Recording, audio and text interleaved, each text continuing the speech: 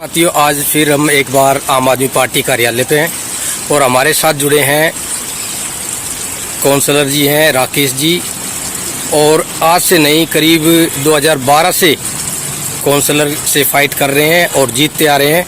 तो हम इनसे जानना चाहेंगे कि जो एमसीडी का विभाजन हुआ था उसको एक करने के लिए ऐसा क्या इन्होंने सोचा है कि एमसीडी को एक करेंगे और हम हो सकता है आम आदमी पार्टी को बाहर का रास्ता दिखाएंगे। तो हमारे साथ जुड़े हैं राकेश जी। सर, हम आपका पूरा इंट्रोडक्शन चाहेंगे। मेरा नाम राकेश है, मैं अजमेरी गेट से निगम पार्षद हूँ और नेता विपक्ष रहा हूँ आम आदमी पार्टी से। और मेरा यही कहना है कि ये जो आज तीनों एमसीडीओ को जो एक करने का जो मामला है सर, सीधा चुनाव की हार के डर से ये लोग चुनाव को आगे ले जाना चाहते हैं, इसलिए एक करने की बात हो रही है। हालांकि एक तो वैसे भी कर सकते थे, इसमें कोई दिक्कत नहीं है। एक करने में एक जगह बैठना है, एक कमिश्नर नियुक्त करना है, एक और बाकी जो व्यवस्था होती है कमिश्नर के नीचे वो करनी है। लेकिन इनकी नीयत में खोट है। इनको ये मालूम है कि हम इस चुनाव में नहीं जीत सकते, वर्तमान में हम नहीं जीत सकते। तमाम सर्वे ठीक के बोल रहे हैं कि भारतीय जनता पार्टी का सुपड़ा साफ है। तो इसलिए इन्होंने जो है तीनों एमसीडीओ को एक करने का बहाना लेकर अब चुनाव को साल 2 साल के लिए आगे ले जा रहे हैं, ताकि ये लोग अपने मन मुताबिक समय जब आ जाएगा उस तब ये चुनाव करेंगे। हालांकि मेरा तो ये मानना है चुनाव कभी भी करा लें, लोग दिल्ली की जनता ने ये तय कर लिया है कि एमसीडी में अब की बार आम आदमी की सरकार बननी है। एमसीडी में अब की बार केजरीवाल जी, क्योंकि मैंने कहा कि ये जो एक करने का बहाना है, इनकी नीयत में खोट है। पिछले 15 सालों से सर, ये भी कह सकते हैं कि दिल्ली की जनता की पुकार अब की बार केजरीवाल। जनता की पुकार तो है ही, सर्वे में क्या शक है।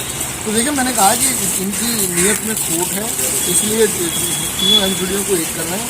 अगर ये लोग चाहते 15 साल के अंदर एक बार भी प्रस्ताव नहीं लाए, तीनों एमसीडीओ का जो बुरा हाल है उसके बावजूद भी भारतीय जनता पार्टी के लोग एक बार भी प्रस्ताव नहीं लेकर आए एक करने का।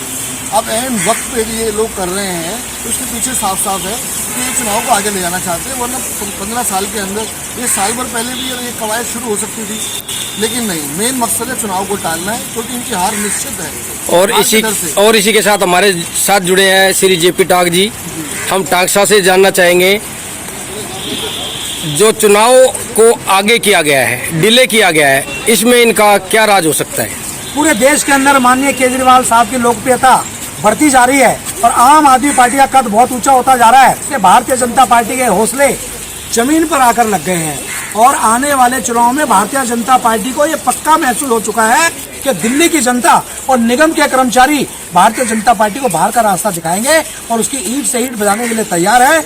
लेकिन ये बिल्कुल सरासर लोकतंत्र का गला घोटा जा रहा है और माननीय हमारे प्रधानमंत्री जी को भी ये देखना चाहिए कि आज संविधान का हमें छेड़छाड़ नहीं करनी चाहिए, संविधान की हमें रक्षा करनी चाहिए। संविधान के तहत दिल्ली की जनता और निगम के कर्मचारियों को उनको न्याय मिलना चाहिए। चुनाव होना चाहिए, चुनाव होगा और भारतीय जनता पार्टी बाहर का रास्ता देखेगी और बड़ी करारी हार का सामना करना पड़ेगा। फिर हम कहेंगे आज आया है ऊंट पहाड़ के नीचे।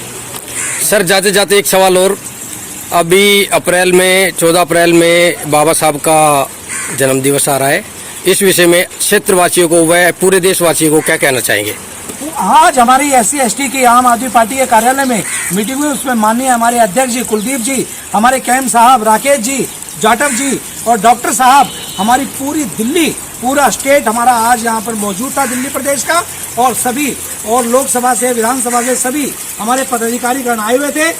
अब की बार हमारा पार्लियामेंट के अंदर ये कार्यक्रम होगा और बाबा साहेब का ये कार्यक्रम पूरे भारत के अंदर एक ऐतिहासिक होगा। इसका एक विश्व के अंदर नाम होगा। बहुत ही धूमधाम से हम ये कार्यक्रम मनाएंगे, क्योंकि हम बाबा साहेब अम्बेडकर जी के अनुयायी हैं। मिशन अधूरा अरविंद केजरीवाल जी करेंगे पूरा। बाबा साहब का मिशन अधूरा अरविंद केजरीवाल जी करेंगे पूरा, ऐसा हम समझते हैं। यही आम आदमी पार्टी का लक्ष्य है। ये थे हमारे साथ राकेश जी और जेपी टाक जी और उनकी पूरी टीम। कैम साहब हमारे साथ है, संगठन मंत्री है हमारे साथ। तो हम कैम साहब से भी पूछना चाहेंगे कि कैम साहब, आप इस विषय में क्या रोशनी डालेंगे, जो निगम को 3 विभाजन में किया था और फिर एक कर रहे हैं, और इसके बाद ये हो सकता है कि वो आगे आने वाले टाइम में हो सकता है फिर विभाजन कर दें? देखिए, अगर इनको 3 निगम करने थे तो इनके पास बहुत पहले टाइम था, लेकिन बीजेपी के सर्वे में खुद ये आया है कि 250 सीटें आम आदमी पार्टी जीत रही है।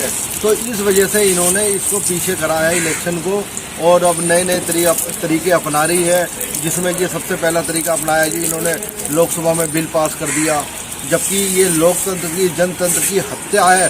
बाबा साहब भीमराव अंबेडकर साहब के बनाए हुए संविधान की जो इन्होंने झज्जियाँ उड़ाई है बीजेपी वालों ने, ये कोई सोच भी नहीं सकता, और इन्हें माफ़ नहीं करेगी दिल्ली की जनता। आप याद रखना, लोकसभा के इलेक्शन आ रहे हैं और नगर निगम के इलेक्शन आ रहे हैं, इन दोनों में उड़ा देगी, क्योंकि गुस्सा वोटर हमारा दिल्ली का ही है, वही लोकसभा में देता है, वही विधानसभा में देता है।